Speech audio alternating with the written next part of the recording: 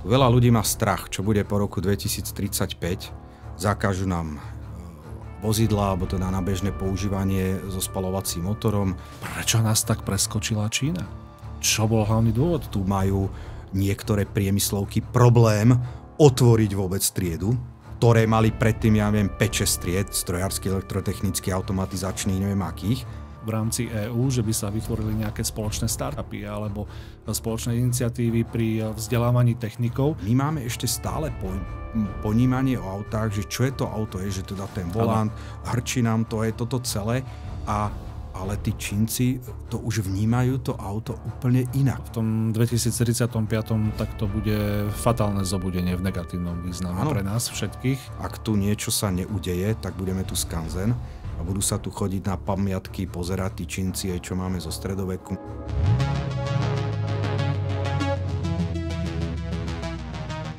Priatelia, pozdravujem vás pri natáčaní podcastu Miloš a Marcel motoristom. Vítam zároveň môjho spoludiskutujúceho Marcela Janca. Pred 5 rokmi prišla Európska komisia s takou iniciatívou Green Deal, Európska zelená dohoda, ktorá stanovila, že do roku 2050 by mala byť Európa klimaticky neutrálna, mala by byť nulová uhlíková stopa. A v tom je zahrnutý aj taký pre nás veľmi podstatný termín 2035, kedy by malo dôjsť k zákazu predaja vozidiel, ktoré majú spaľovací motor. Myslím si, že to bude mať dosť veľký dopad na nás všetkých. Čo hovoríš na to, Marcel? Tu veľa ľudí má strach, čo bude po roku 2035. Zakážu nám vozidlá, alebo teda na bežné používanie so spaľovacím motorom.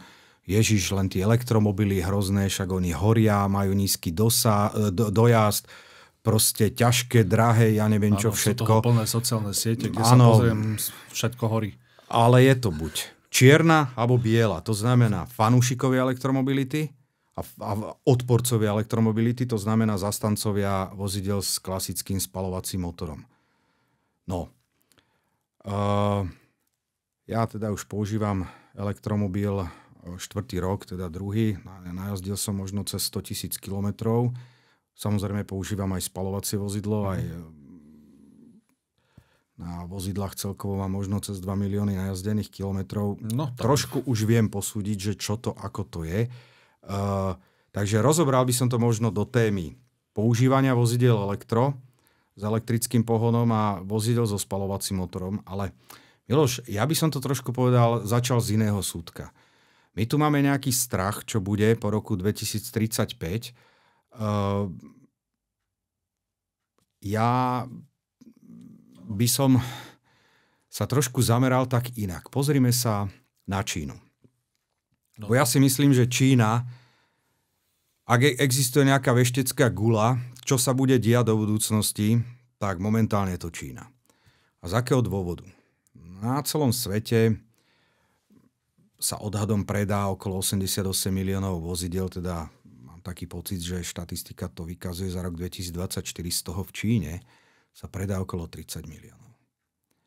Čo je dvakrát viac ako v celej Európskej únii. Tak je teda z toho pramení, že to, čo sa deje v tej Číne, aké sú tam trendy, ja neviem, za posledné 3-4 roky. Tak ja vnímať, čo bude o 2-3 roky na celosvetovom meradle. A teraz, čo sa týka elektromobility. Tak za rok 2024 celosvetovo rast elektromobilov rástol niekde na úrovni okolo 25%. Európskej únii stagnoval, respektíve možno bol nejaké 2-3% negatívny, ale v Číne rástolo 40%. Čiže si to porovnajme, v Číne 40%? Rástol. A v Európe? Stagnoval, po prípade tam bol ešte mierny pokles, ale čo je oveľa dôležitejšie, celá polovica novopredaných aut za minulý rok v Číne tvorili autá s elektrickým pohonom, respektíve plug-in hybridy. Ale to nie sú také plug-in hybridy ako u nás s nejakým mizerným pár kilometrovým dojazdom s klasickou prevodovkou. To sú vysoko sofistikované plug-in hybridy, tzv. EREV, to znamená Extended Range Electric Vehicle, kde ten spalovací motor v tom plug-in hybride primárne plní funkciu ako generátora, ale nápraví tam poháňačiu 1 alebo 2 elektromotor. A to je úplne niekde inde, pretože ten motor môže byť nastavený, že pracuje vyslovene len v oblasti najvyššej efektivity, teda keď je to atmosférický motor, či v Atkinsonovom cykle, alebo teda preplňovaný v Millerovom cykle. A tam reálne taký ten plug-in hybrid dosahuje spotreby možno niekde okolo 3-3,5 litra. No v Európe je takýchto plug-in hybridov ako šafránu. Väčšinou sú to teda nejaké vozidlá, ktoré majú nejakú prevodovku ešte do toho zaradenú. Častokrát tá kapacita toho akumulátora je niekde na úrovni 10-15, no teraz VW Group vypustil niekde okolo 20, teda tá efektívna kapacita, kdežto v Číne je v pohode 30-35. Aký je rozdiel? Napríklad dojazd v čínskych autách a v európskych? To sa nedá takto úplne povedať, ale 100-150 km. Konkrétne takýto plug-in hybrid, ktorý má teda ten predĺžovač dojazdu, tak čisto na baterku, ktorá má, dajme tomu, kapacitu niekde na úrovni 30-35 kWh, tak najazdí 100-150 km, kdežto tuto, keď má nejaký vozidlo v Európe predávané kapacitu toho akumulátora 10-15, plus teda má ten pohonný reťazec, aký má, teda nie je to úplne najmodernejší výkrik techniky, tak je ten dojazd niekde na úrovni reálny. 50, možno 60 km, v zime ešte menej. Ale tam je problém iný, že kým tie plug-in hybridy v Číne spotrebujú, ja neviem, 3,5, možno 4 litre benzínu, tak u nás ten plug-in hybrid spotrebuje, teda keď nejazdí čiste na akumulátor, ale v hybridnom režime možno 6, možno 7 litrov. Je, že teda aj tá vyspelosť toho plug-in hybridu v Číne je úplne inde. Fakt, tam teda do tej techniky neskutočne makajú. A možno aj preto boli nedávno zavedené tie clá z tej áno, to je ďalšia oblasť, presne. Že ako keby sa... Prečo Európska únia podľa teba zaviedla clá? No, sa boja. Tak vieme sa dovtipiť, ale... Lebo tá čínska technika nás asi zvalcuje. No, boja sa. Poprvé, vedia to vyrobiť oveľa lacnejšie. Ja si myslím, že aj mnohé veci kvalitnejšie, sofistikovanejšie a lepšie celkové. A keď si zoberieme, ja neviem, že tam nejaké auto vyjde 8-10 tisíc eur, príde na európsky trh a už stojí okolo 20. Tým pádom sa teda vyrovná nejakej európskej konkurencii, čo sa týka cenovo, a už toto bol dôvod. Čo je zaujímavé, že akou cestou ide Európska únia, že zavádza clá. Pritom podľa môjho názoru, a predpokladám, že podľa tvojho by sa mala vydať inou cestou. Asi skôr ísť do tých technológií, teda vývoja technológií, inovácií a možno do vedy, výskumu, do väčšieho. Samozrejme. Ty to máš naštudované, ja sa chcem opýtať, prosím ťa, prečo nás tak preskočila Čína? Čo bol hlavný dôvod? To je posledných 5-10 rokov, ale teraz posledné 2-3 roky neskutočne podskočili. Ja nechcem to tak nejako paušalizovať a obzvlášť dotknúť sa niektorých teda skupín, ale tu sa treba pozrieť, akých absolventov produkujú naše vysoké školy, teda percento, koľko je u nás zastúpených technikov. Alebo v rámci Európskej únie. Alebo v rámci Európskej únie. Ja poviem len jedno porovnanie. BYD, teda po slovensky BYD, automobilka BYD, ktorá sa teda v poslednom roku výraznejšie etabluje. Aj na európskom trhu dokonca ide v Maďarsku stavať nejakú automobilku aj s nejakým výskumno-vývojovým centrom. Tá automobilka pred 4-5 rokmi predávala jednotky stoviek tisíc vozidiel. Za minulý rok ich predala 4,3 milióny. Tento rok má plán vyše 5 miliónov. To znamená, že to už sa ide radiť k top automobilkám svetovým. To je už iný level. To je už iný úplne level. A niekde som zachytil, že táto automobilka zamestnáva okolo 110 000 inžinierov. Počkať, 110 000 inžinierov? Nie zamestnancov celkovo? Nie. 110 000 inžinierov. To je neskutočné číslo. Neviem, samozrejme, že ona má aj nejaké filiálky, ktoré sa venujú, lebo však niečo je teda divízia, neviem, na akumulátory, niečo je na elektromotory, niečo je na karosérie, podvozky. Akože to je celkové tá skupina proste zamestná. Ide o to, že to je neskutočné množstvo vysoko kvalifikovaných špičkových odborníkov. Podobne je na tom firma Kettle, ktorá teda je najväčší výrobca akumulátorov na svete. Mnohí výrobcovia európsky od nej odoberajú akumulátory. Mám pocit, že aj Favi Group začal od nej odoberať. Predtým odoberal od LG Chem, teraz odoberá od Kettle. Tí tiež zamestnávajú desiatky a desiatky tisíc vysoko kvalifikovaných chemických inžinierov alebo špecialistov. Tu ide o to, Európa čo má? Mala nejaký Nordvolt, do ktorého sa naliali miliardy, ja neviem, koľko tam ľudí robilo. Realita posledných týždňov, že skrachovala, alebo teda je blízko krachu, alebo no nikde. A tu ide o to, že poďme si porovnať, že aké percento od nás vychádza z našich univerzít, a teda aj v Európskej únii, percento technikov a koľko humánnych, akože vysokoškolákov. No, ja to nechcem tak úplne natvrdo povedať, aby sa zase niekto neurazil, ale proste politológ tú baterku, ten elektromotor alebo ten podvozok nevynájde. A keď my budeme mať veľké percento absolventov takýchto alebo podobných odborov, ktoré vlastne naša krajina nie až tak potrebuje na to, z pohľadu toho, aby bola konkurencieschopná napríklad takej Číne, Južnej Kórey, ale čo chvíľa aj Indii, možno Vietnamu, možno Indonézii, tak my sa nepohneme ďalej. To tu nehovorím také detaily, ako že my tu furt riešime, koľko budeme mať pracovný týždeň. No, čo ja viem, tak... No v Grécku už majú skrátený pracovný týždeň, tam už zaviedli legislatívu, že štvorňový. 60 hodín týždenne?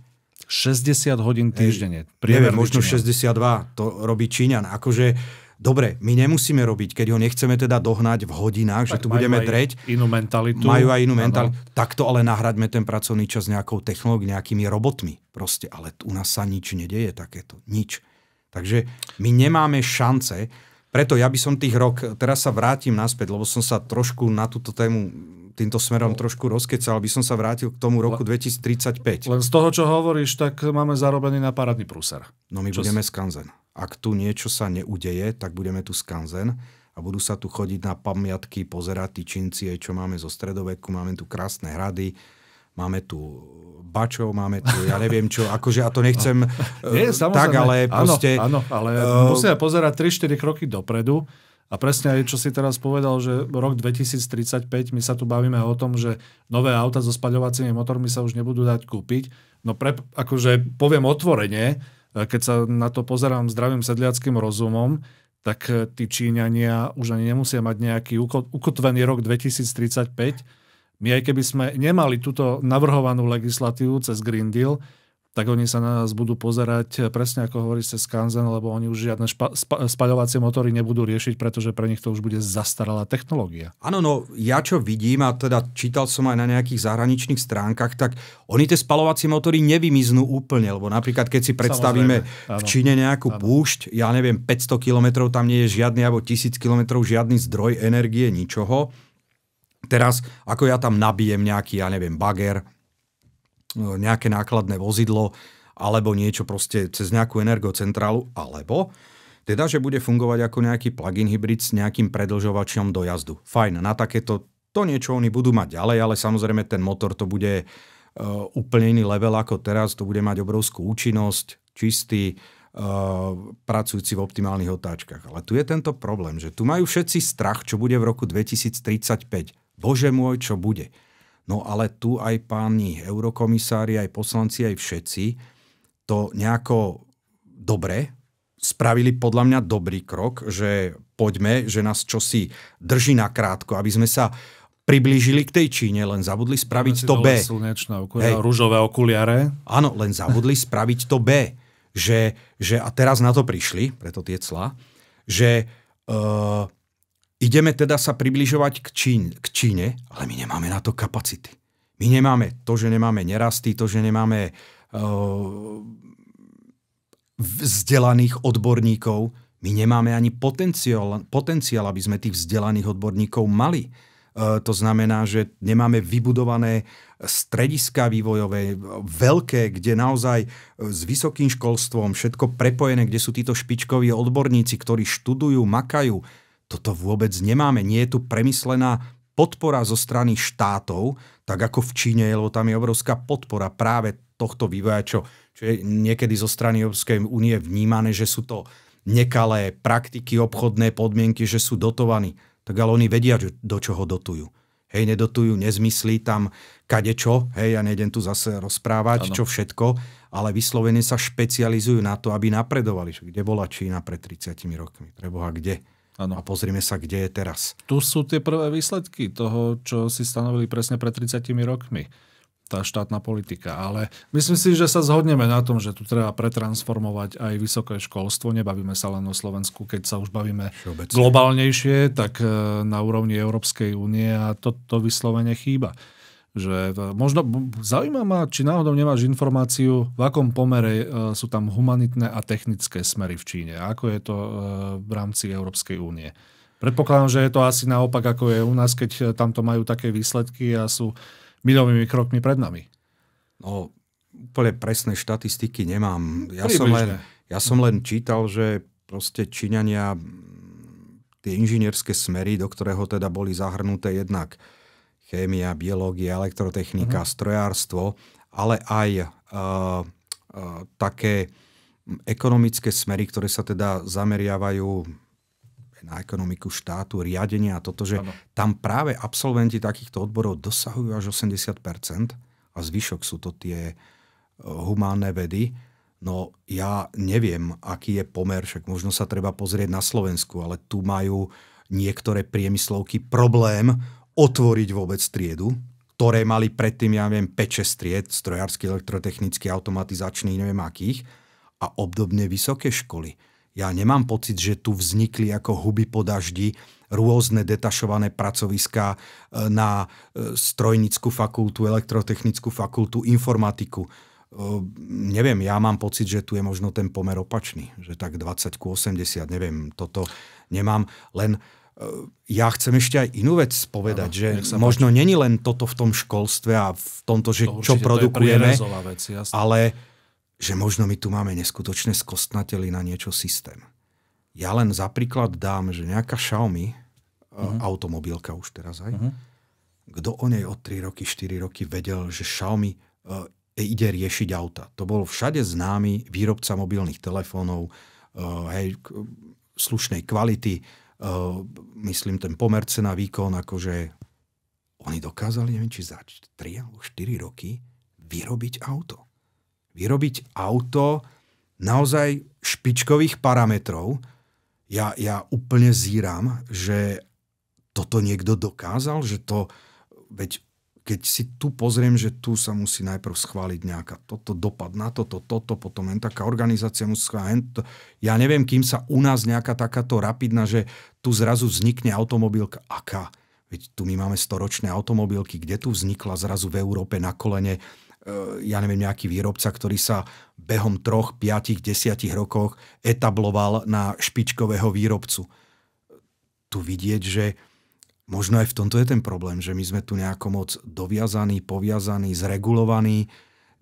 Ja neviem, len fakt toto by možno aj bolo na tých možno europoslancov, možno na niekom, že aby sme tomuto nejako tú úzdu povolili, aby tu tí ľudia, no tak ako bolo, ja neviem, po druhej svetovej vojne, že proste to Nemecko, Japonsko expandovalo, lebo nemajme my ani ružové okuliare, ani s japonskými automobilkami.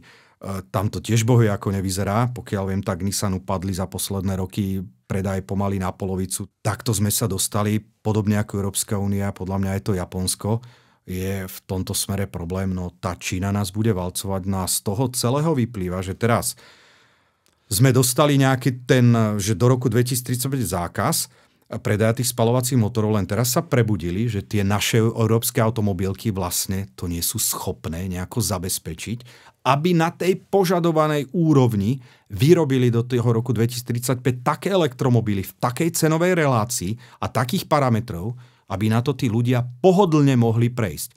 Preto sa teraz zadávajú takéto reštrikčné opatrenia, ako sú clá. No a ja si myslím, že aj tá STKčka na ten 1 rok, že to má tiež nadväznosť na toto, že no keď to nejde po dobrodky, tak poďme vás, že vy tie auta sa musíte sekať a sa ich zbavíte. Áno. Ja to vidím ešte aj v tomto problém. No plus aj otázka, kde budeme môcť nabíjať tie vozidlá, lebo momentálne vidíš, že aké sú problémy aj s nabíjaním vozidiel. Možno otázka ešte ďalšia, že komu sa vlastne momentálne vyplatí kúpiť taký elektromobil. Či človeku skôr, ktorý žije v rodinnom dome, alebo človeku, ktorý žije niekde v bytovke, či je taká možnosť? Ešte s tou cenou, s nabíjaním. Začínal by som k tej cene, že komu sa oplatí. Tu by som najprv začal o nejakej cene tých elektromobilov. Minulý rok, na konci roka to tuším už padla taká tá pomyselná cenová hranica $100 za 1 kW batériového paku, čo už začína veľmi približovať tieto batériové elektromobily k cenovej parite so spaľovacími motormi. Lebo tu si zase treba uvedomiť, že tie vozidlá so spaľovacím motorom vďaka tým rôznym reštrikciám, obmedzeniam tak zdraželi, že už sa pomaly vyrovnávajú tým batériovým vozom. A teraz tie elektromobily, u nich tá najväčšia donedávna bola považovaná aj za strašiaka, aj teda aj za tú najdrahšiu časť, práve ten akumulátor, tá batéria. No ale tam už začína výrazne tá cena klesať. A ja osobne si myslím, že tá parita medzi spaľovacími vozidlami a elektromobilmi bude niekde okolo roku 26-27. To je budúci rok. To je, rok, 2, no, možno jak 3. Ano. Takže tam už normálne aj bežný človek začne uvažovať, že však mne sa to spaľovacie auto akože neoplatí. Hej. Takže tam to už sa nedá povedať, že komu sa oplatí. Momentálne to sa oplatí hlavne teda tomu, kto si to vie auto odpísať, má skrátené že má odpísanie. SROčku nejakú, takto podnikateľ, áno. Áno, 2 roky odpís, čo je teda, keď nemá možnosť iných nákladov. A prakticky má rodinný dom, kde si vie nabiť to auto. Áno, ešte s fotovoltaikou nejakou, tak je to super úplne. Tak ako ja to teda využívam, tak je to teda naozaj cenovo veľmi zaujímavé. Potom ma vyjde cesta do Bratislavy hore-dole naozaj pár euro. Hej, takže to ma teší, to je výhoda. Ale vravím, ten odpis, teda, že je to tá daňová výhoda, to je dobrá vec. A ja zase to tu nechcem takto porovnávať nejako, lebo tu fungujú v našej spoločnosti také 2 veľmi silné názorové tábory.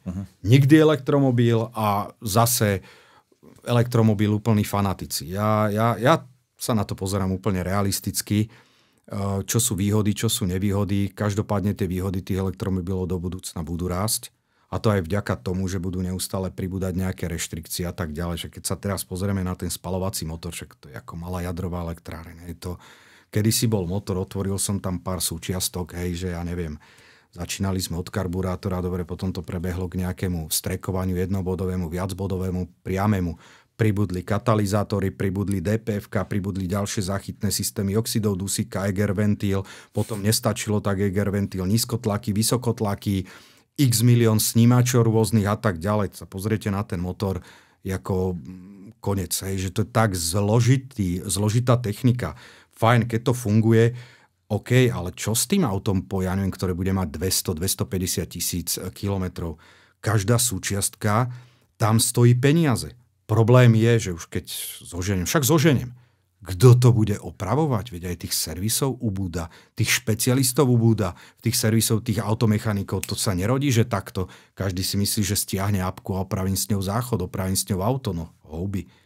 To musí byť aj ten automechanik, veď to je dnes naozaj, že pomerne náročné povolanie, že to fakt musí ovládať kadečo ten automechanik, aby zvládol opraviť moderné vozidlo.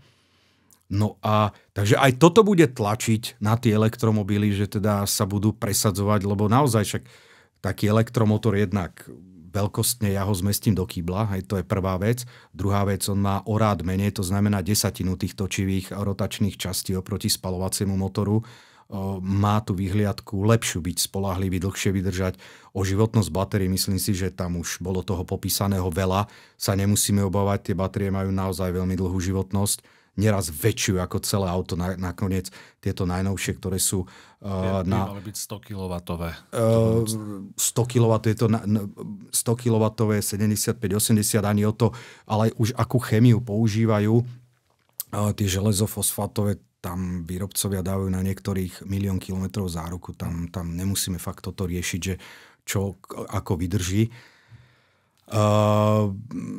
Tam mám skôr, že my budeme musieť prejsť na tú elektromobilitu, lebo tie spalovacie autá, proste keď sa pozrieme na Čínu, lebo to není len o tom, že je to elektroauto na baterku. Tam nebudeme čakať na to, že nás predbehnú. Oni nás už predbehli, ale v tom 2035 tak to bude fatálne zobudenie v negatívnom význame pre nás všetkých. Totálne. Možno už aj skôr.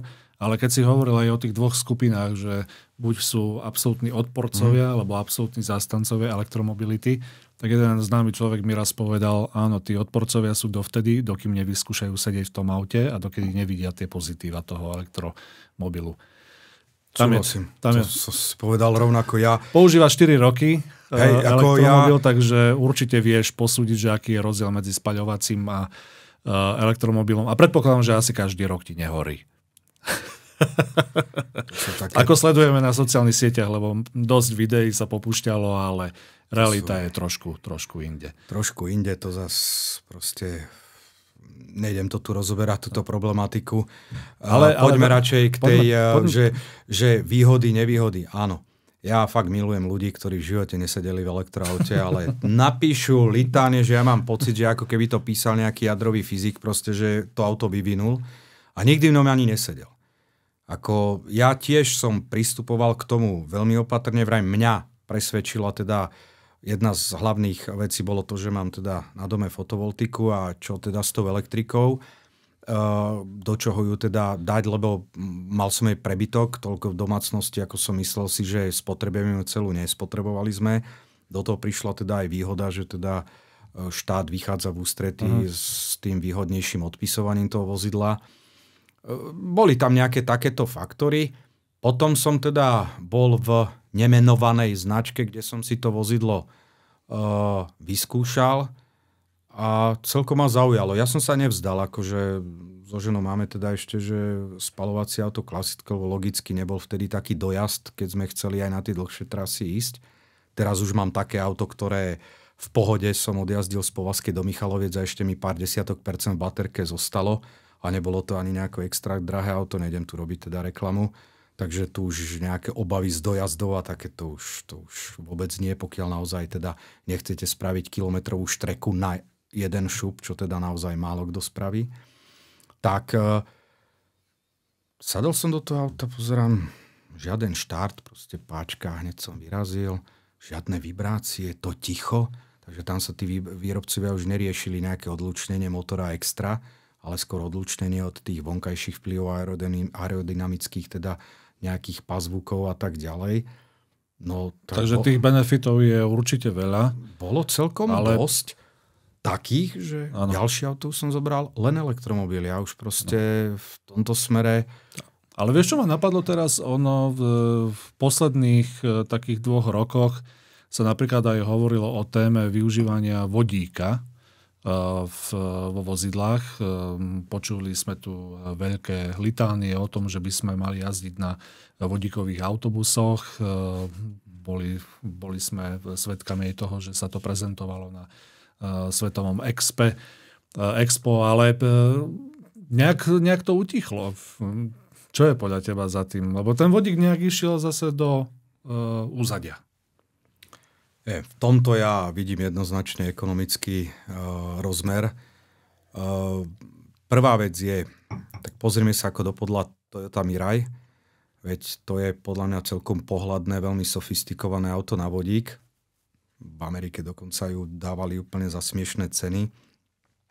Pozatvárali v Amerike mnohé čerpacie stanice s vodíkom. Koľko ich máme na Slovensku? Zrátame to na jednej ruke, na 2. Tam vidím problém, že... Nejaké technologické rizika, alebo to ani nie, tam komplikácie? To ani nie, to auto, tá Toyota Mirai bola akože veľmi slušné auto, nakoniec BMW tiež, pokiaľ viem, 7-čkové rady, už 20 rokov dozadu implementovalo, bolo skúšané, tak tu je vidieť, že s tým vodíkom sa tie automobilky už kvázi nejaké desiatky rokov stretávajú, zapodievajú a ale efekt nejaký... No ekonomicky to podľa mňa nevychádza. Iniciatíva. Tak lebo ten vodík poprvé aj v tom aute treba v niečom skladovať, hej, to je nejaké... Už musí byť pod nejakým tlakom. Samozrejme nejaké tie nádoby nejako usporiadané, tá bezpečnosť tam musí byť poďalšie, to tankovanie vodíkom, to není, že dám auto jak na elektromobile do zásuvky, alebo prídem na pumpu a zmačknem páčku a tečie mi benzín, kde to teda poháňa len nejaké čerpadlo a ten vodík, aj toto je poďalšie výroba toho vodíku, no možno sa spamätali, že nie je taká lacná, však ten vodík treba nejako vyrobiť a z čoho na to sa spotrebuje nejaká elektrická energia. Vieme, že teda v poslednej dobe tá cena tej elektrickej energie teda veľmi lieta. No a ten vodík jej pri výrobe sa spotrebuje veľa. Na burze vo Frankfurte. No, alebo teda neviem, kde sa zobudia všade, že jak lieta, alebo jak zafúči vietor, alebo zasvieti slnko v Španielsku, však sme to videli nedávno. Áno. Takže ten vodík sa zo vzduchu nevyrába, tak ja tam vidím možno tento ekonomický problém. No a ďalšia vec, Číňania nám ukázali, že sekajú tie elektromobily, sekajú ich a dokážu ich vyrobiť. Fakt, to vidíme, za koľko sa predávajú na čínskom trhu. To sú smiešné ceny, za koľko tam oni predávajú tie elektromobily. Takže tam naozaj ten vodík s tou komplikovanou a zložitou technológiou nemá šancu. Takže ja vidím za tým len ekonomický rozmer, lebo... Ekonomický rozmer je stále prítomný, však to bolo v minulosti, je to v prítomnosti a bude to aj v budúcnosti. No však aj keď sa bavíme o elektromobilite, tak to nie je nejaká otázka posledných 15-20 rokov s elektrickými autami alebo s autami na elektrický pohon. Sa dokonca prišlo pred spaľovacími motormi. Jasné. Tuším, prvý taký boli inžinier František Krížik v Česku alebo Ferdinand Porsche, keď ešte sa nenašla v nafta alebo ropa v Texase, tak to bol v podstate taký prím začiatku 20. storočia. Potom samozrejme sa zmenila situácia, ako si spomínal, po druhej svetovej vojne prišla ropná kríza. Tam sa začalo trošku rozprávať o tej elektromobilite, že by do aut s elektrickým pohonom by sa dávalo viac investícií, že toto je budúcnosť. Ale potom zase tá cena klesla, čiže zase sa išlo do tvrdej podpory spaľovacích motorov, ale myslím si, že sa zhodneme na tom, že najbližšie roky určite bude skôr iniciatíva dávaná do tejto oblasti. A aj keby neprišiel 35. Tie tendencie, vývoj by určite bol do tejto oblasti, o ktorej sa tu bavíme. Presne tak. Vieš čo, ja ti poviem ešte jednu vec, ktorá ma napadla teraz, keď si toto celé spomínal, že ako sa to vyvíjalo. No, pozrime sa na to z iného pohľadu. Aký je potenciál zlepšenia ešte v spaľovacích motoroch? A aký je potenciál zlepšenia v elektromobiloch? No, to je neporovnateľné. Keď si porovnáme, čo bolo pred 10 rokmi, aké elektromobily, akou cestou ušli, kde sú teraz, a pozrime sa na spaľovacie motory. Tam ten priestor na to zlepšenie, to znamená, čo je najväčšia nevýhoda spaľovacieho motoru, teda tá účinnosť nejaká, áno, vykonali sa tam zlepšenia, ale nie je to nejaké markantné, ja neviem, že z 30% sme spravili 80-90%, lebo účinnosť spaľovacieho motora je elektromotora je na 90%. Tie špičkové teraz spaľovacie motory dosahujúce 40% účinnosť. Ale pozrime sa, aký obrovský potenciál a pokrok majú akumulátory. Kde to bolo pred 10 rokmi, kde je to teraz a kde to bude za 10 rokov. To neprejde mesiac, aby nejaká informácia, novinka z Číny neprišla, kde aký veľký objem, hustota, ako rýchlo sa dokážu nabiť. Tam majú, že za 10 minút dokážu nabiť, ja neviem, na 300-400 km jazdy a tak ďalej. Proste ten potenciál je tam obrovský. A z toho mi je úplne jasné, ktorá platforma vyhrá. To je už pomaly taká doba, keď si natankujem normálne ja benzín alebo naftu, idem zaplatiť, niečo si kúpim na stanici, však to sa už vyrovnáva tomu času. Za SMS-kujem.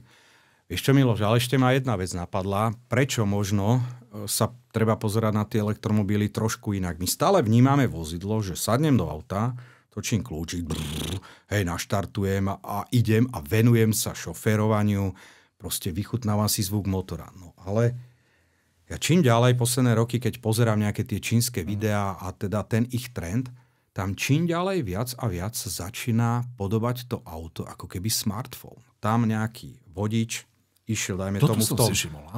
Áno. Tam ten vodič napríklad tom Xiaomi šoféroval to, že to malo lidar, autonómne riadenie a tak. A on komunikoval, on sa pripravoval s nejakou virtuálnou postavou, či GPT, alebo čo tam mal, to je jedno s nejakou umelou inteligenciou. Cez AI, hej. Pripravil si poradu, pripravil si podklady. Akože vybavoval maily, vybavoval správy. A toto začína byť, že my máme ešte stále ponímanie o autách, že čo je to auto, je, že teda ten volant, hrčí nám to, je toto celé. Ale tí Čínci to už vnímajú to auto úplne inak. Mobilná kancelária a že toto je ten trend, že možno ešte, a tu treba pozerať na ten potenciál. Je to schopné vozidlo so spaľovacím motorom takéhoto potenciálu? Viem, kam smeruješ. A teraz takto porovnávajme takto, že ešte aj toto je jedna z možností, že ako sa na to pozerať. Takže to, že naši páni z Európskej únie spravili túto reštrikciu, na prvý pohľad to vyzerá, čo nám kto diktuje, čo nám toto. No oni to spravili, lebo asi videli, čo sa v Číne deje. Ale na druhej strane, takže na tejto strane to treba pochváliť, že OK, že nás trošku pritlačili. Ale druhý krok, rýchlo zaveďme cla. Áno, druhý krok, ale veď my na to nemáme. Preboha, my tu ideme teraz vyrábať nejaké automobily, ktoré už sú, ja neviem, kde spraví to nejaký podpriemerný čínsky startup. Hej, že, takže však treba sa pozrieť, aké parametre máme my, aj keď napríklad Volkswagen vie spraviť veľmi dobré auto, dokonca aj batériové, ale vieme, aké on mal obrovské problémy s tým softvérom. To keď sa porovná, ja neviem, softvér v Tesle alebo nejaké takéto špičkovej čínskej automobilke, že tamto je vidieť, že no a čím to je? Asi tým, že absentujú nejaké tisícky, respektíve 10 000 softverových inžinierov, ktorí by pracovali na tomto systéme. Tu sa dostávame k tomu záveru. V podstate zosumarizujme si, že čo sme dnes hovorili. OK, máme tu nejakú iniciatívu v Európskej únii. Myslím si, že asi sa zhodneme na tom, že už otvorili oči, dali si dole ružové okuliare a zistili, že svet okolo sa vníma oveľa rýchlejšími technologickými krokmi a inováciami a bude treba na to reflektovať. Bohužiaľ sú ďaleko pred nami, ale minimálne to treba naštartovať tým, že ako som správne pochopil, znížiť nejaké regulatívy, uvoľniť ruky v rámci členských štátov, možno vyvíjať aj iniciatívu na tej nadnárodnej úrovni v rámci EÚ, že by sa vytvorili nejaké spoločné startupy alebo spoločné iniciatívy pri vzdelávaní technikov vo všetkých týchto oblastiach, ktoré sa týkajú elektromobility. Už mňa napadlo, že možno na nejaký čas sa ponížme akoby. Ano. Zavolajme tu normálne Číňanov, nech nám tu postavia niečo. Ale vieš, čo mi chýba? A my s nimi to usporiadajme spolu a učme sa, tak ako sa oni učili kedysi od nás, tak sa teraz my učme od... Napríklad pasivita niektorých europoslancov, že jednoducho nepočuť o nich. Vôbec sa nevenujú tejto téme, že poďme to otvárať. Skôr mám taký pocit, že sa ide inou formou, ale to je politika, nechcem tú politiku zaťahovať. Aj keď má na to vplyv z časti. Takže má veľký na to vplyv. Čiže určite možno aj touto cestou ísť, viac vyvíjať tú aktivitu. No a druhá vec, ktorá tu bola otvorená, s tým absolútne súhlasím, a to si tiež budeme musieť naliať fakt, že čistého vína, že otvoriť možno aj otázku iného typu vzdelávania, iného spôsobu, iného procesu vzdelávania v rámci týchto smerov, ktoré budú veľmi dôležité do budúcna, pretože má to dosah nielen na naše národné hospodárstvo, ale v podstate aj celkovo postavenie EÚ. Ešte Miloš, k tomuto len zareagujem. Ja nechcem zase sa nejako dotknúť nejakej skupiny nejako vzdelaných ľudí a nejako vzdelaných ľudí. To určite nie je to. Len v poslednej dobe ja mám taký pocit. A začalo to, ja som si to raz všimol, jedna nemenovaná pani neúspela v nejakých voľbách, hej, a vyhral nejaký protikandidát a ona utrusila v médiách takú poznámku, no nejaký elektrikár vyhral. Ja som vtedy tak spozornil, sám som elektrikár, tak vravím, že sa teda dotkla, hej, elektrikár. A čo je ona, hej? Tak som si tak pozrel. Škola, akože tak ja elektrofakultu pokladám za jednu z najťažších fakult, ale v pohode. A dívam sa na to tak. To ma odtedy tak zaujalo. Odtedy začínam pozorovať v spoločnosti zaujímavý trend. Ako by boli títo technici, vodári, murári, elektrikári zaznávaní, proste, že ako som sa hambil, to je nejaký roboš, alebo to je nejaký tento. Ale vieš, Miloš, ja neviem, či si ty postrehol, ale, a to tu teraz nie, aby si to niekto pomýlil, že ja tu obhajujem Komančov, alebo ako, ale ja si pamätám, to som bol ešte decko, že boli tu nejakí súdruhovia, neviem odkiaľ, a boli za súdruhmi zo Škody Plzeň a chceli postaviť niekde nejakú jadrovú elektráreň. Není problém. Hej, od toho orania pola, teda kde to malo postaviť, ten posledný regulačný ventil, toto Československo dokázalo zrealizovať. Dokážeme to teraz? Dokážeme to teraz? A z toho vyplýva, že si vie zodpovedať túto otázku. A z toho vyplýva, máme my tých absolventov, máme týchto, a tu je zaznávaný ako keby títo ľudia, ktorí niečo vedia, technicky vzdelaní, ako keby boli dávaní na okraj spoločnosti. A podľa mňa toto ja považujem za veľký problém. Že aby sa tu možno zmenilo aj trošku myslenie, že kto je, čo je, nastavilo sa, a hlavne, aby sme sa teda pozerali okolo seba, čo sa vo svete deje a na to reflektovali.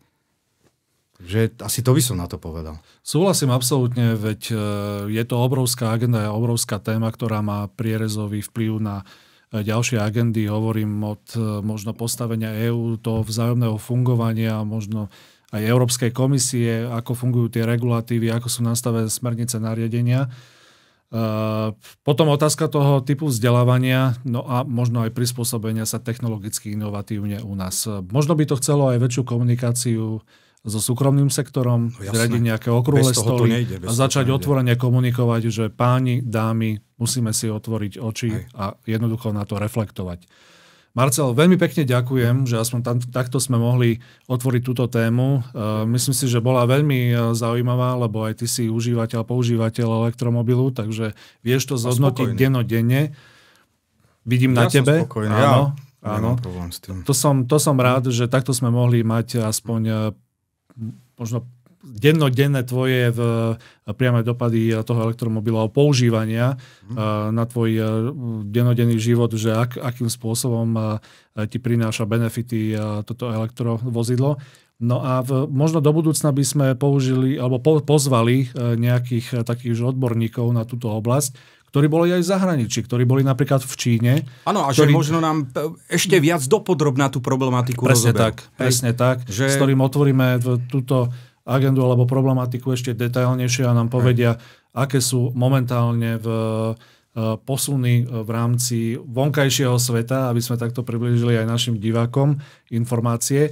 A zároveň aj vás, vážení diváci a naši sledovatelia, chceme spoločne s Marcelom poprosiť alebo požiadať v prípade, ak vy máte k tejto téme nejaké podnety, možno aj vy niektorí sa venujete tejto agende a boli ste napríklad aj v Číne alebo vo Vietname, v Indii, v nejakých iných štátoch, kde v podstate táto agenda dosť napreduje a tento typ dopravy. Veľmi radi si ich vypočujeme, prekonzultujeme to s vami a možno, že sa aj stretneme takto pri natáčaní ďalších podcastov. Marcel, ešte raz pekne ďakujem. A ja ďakujem. A pozdravujem vás všetkých, vážení diváci podcastu. Miloš a Marcel Motoristom. Pekný deň prajem. Pekný deň. Dovidenia.